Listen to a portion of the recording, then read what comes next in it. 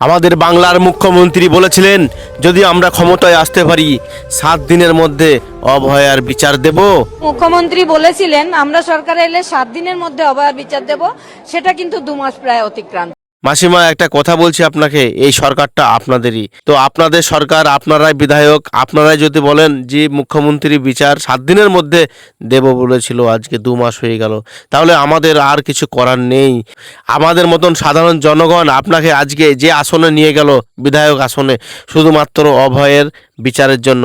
তারপরে যদি আপনারা বিচার না পান, তাহলে মমতা ব্যানার্জির ওপরে আপনারা নিশ্চয় অন্যায় করেছেন আমি বলবো। তার কারণ মমতা ব্যানার্জির ওপরে অন্যায় এটাই হয়েছে যে মমতা ব্যানার্জি সরকারে যখন ছিল তখন আপনারা আঙুল তুলেছিলেন মমতা ব্যানার্জির ওপরে, তাকে কিন্তু আপনারা কোনো রকমের সময় দেননি।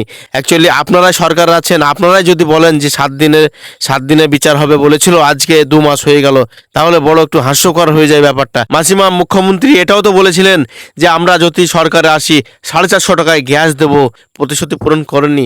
মুখ্যমন্ত্রী এটাও বলেছিলেন আমরা সরকারে এলে 200 ইউনিট কারেন্টের বিল আমরা ছাড় দেবো, তো সেটাও তো প্রতিশ্রুতি রাখেনি। মুখ্যমন্ত্রী এটাও বলেছিলেন 10 টাকা পেট্রোল ডিজেলে সেচ কমানোর জন্য প্রাক্তন মুখ্যমন্ত্রীকে, তো আপনারা তো আজকে সরকার আছেন, চাইলে তো সেটাও কমাতে পারে। তো মুখ্যমন্ত্রী তো অনেক কিছুই বলেছিল, সেই প্রতিশ্রুতিগুলো কি পালন করা হচ্ছে মাসিমা?